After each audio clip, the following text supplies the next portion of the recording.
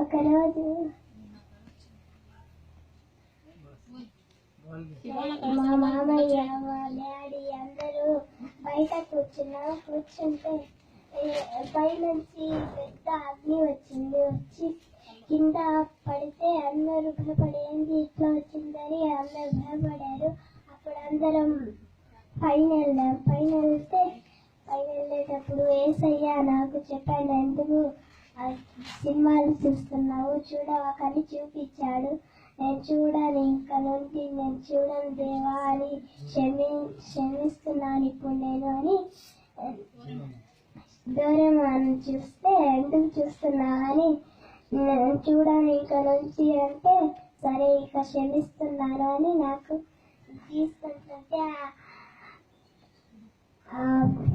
సింహాసనంలో కూర్చోబెట్టారు. మా మమ్మీనే నాకు కూర్చోబెట్టారు. తర్వాత మా డాడీ వచ్చారు. మా డాడీ నువ్వు చాలా తప్పులు చేశావు, ఎందుకు తప్పులు చేశావు, నువ్వు నరకం మీద వెళ్తున్నావు అని చెప్పారు. క్షమించు నేను ఇంకా వెళ్ళను అంటే వద్దు అని నీళ్ళు వేస్తుంటే ఆగు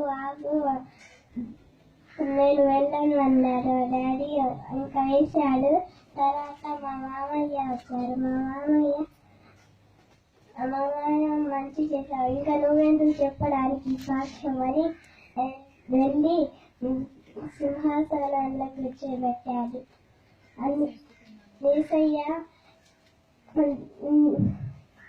ఎత్తుకొని సింహాసనంలో కూర్చోబెట్టాడు.